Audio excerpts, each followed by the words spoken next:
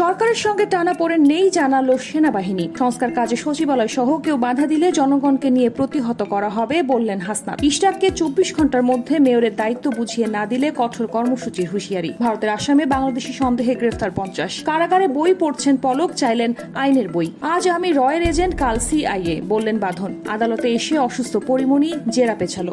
আমি শালীন, আপনারা দেখছেন টাইমস ফ্ল্যাশ।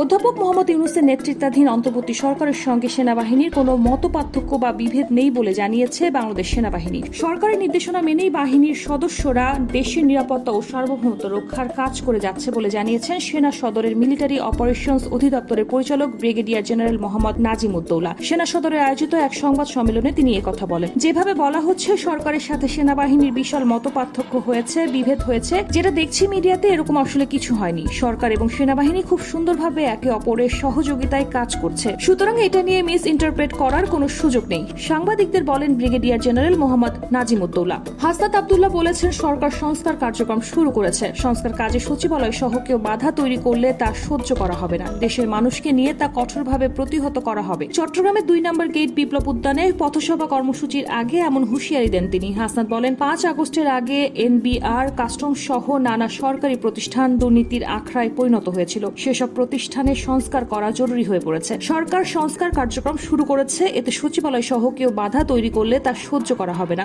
সংস্কার কাজে বাধা এলে দেশের মানুষকে নিয়ে তা কঠোরভাবে প্রতিহত করা হবে। ইশরাককে 24 ঘন্টার মধ্যে মেয়রের দায়িত্ব বুঝিয়ে না দিলে কঠোর কর্মসূচির হুঁশিয়ারি। গত 22 মে ইশরাক হোসেনকে ডিএসসিসির মেয়র ঘোষণা করে নির্বাচন কমিশনের দেওয়া গেজেটের বৈধতা নিয়ে এবং তাকে শপথ পড়ানো থেকে বিরত থাকার নির্দেশনা চেয়ে করা রিট খারিজ করে দেয় হাইকোর্ট।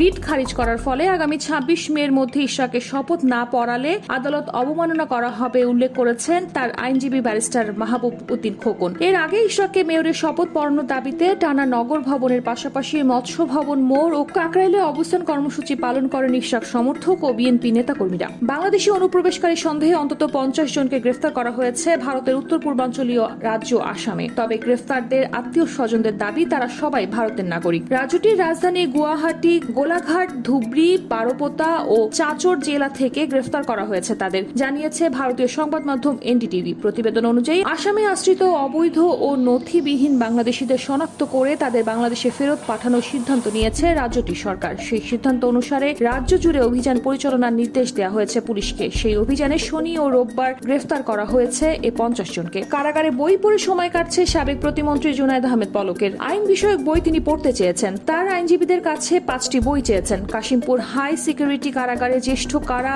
তত্ত্বাবধায়ক আব্দুল্লাহ আল মামুন জানান সরকার ঘোষিত নিষিদ্ধ বই ছাড়া যে কোনো ধরনের বই কারাবন্দীরা কারাগারে নিয়ে আসতে পারেন। তবে সরবরাহের আগে কারা কর্তৃপক্ষ সেসব বই পরীক্ষা নিরীক্ষা করেন। সবকিছু যাচাইয়ের পর বইগুলো সংশ্লিষ্ট কারাবন্দীর কাছে পৌঁছে দেওয়া হয়। প্রায় 9 মাস কারাগারে রয়েছেন পলক। যখনই তিনি আদালতে এসেছেন গণমাধ্যম কর্মীদের সঙ্গে কথা বলেছেন, তবে আজ ছিল ব্যতিক্রম।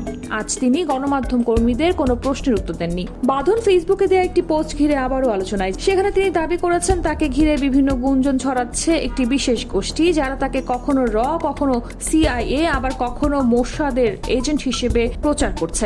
বিষয়টি নিয়ে বাঁধন ব্যঙ্গাত্মক ভঙ্গিতে বিস্ময় ও ক্ষোভ প্রকাশ করেছেন। রাতে বাঁধন লেখেন আবারও রয়ের এজেন্ট হয়ে গেলাম, কি দারুণ এক যাত্রা। তিনি জানান এই অভিযোগ নতুন নয়। 2021 সালে বিশাল ভরদাস পরিচালিত খুফিয়া ওয়েব ফিল্মে অভিনয় করেছিলেন তিনি, যেখানে এজেন্টের চরিত্রে অভিনয় করেন তিনি। ওই সিনেমায় তার সহশিল্পী ছিলেন বলিউডের খ্যাতনামা অভিনেত্রী টাবু। পোস্টে বাঁধন লেখেন বলিউডে নিজের কাজের সাফল্য উদযাপন করার জন্য যখন তিনি খুফিয়া সিনেমার প্রিমিয়ারে অংশ নিতে চেয়েছিলেন, তখনই শুরু হয় ভিসা জটিলতা। অভিযোগ করেন একবার নয় 5 বার ভারতীয় হাই কমিশনে ভিসার জন্য আবেদন প্রত্যাখ্যান হয়। কারণ হিসেবে দেখানো হয় ডাকসুর সাবেক ভিপি নুরুল হক নূরের সঙ্গে একটি ছবি। পরে দেশের কিছু উচ্চপদস্থ বন্ধুর সহায়তায় 1 মাসের সিঙ্গেল এন্ট্রি ভিসা পেলেও এই ঘটনার কারণে বলিউড ও টালিউডের একাধিক কাজ হাতছাড়া হয়ে যায় বলে জানান তিনি। সরাসরি নাম না করলেও বাঁধন অভিযোগ করেন তার ভিসা জটিলতায় সিনেমারই একজন সহশিল্পী জড়িত ছিলেন, যিনি প্রভাব খাটিয়ে সুযোগ নষ্ট করেছেন।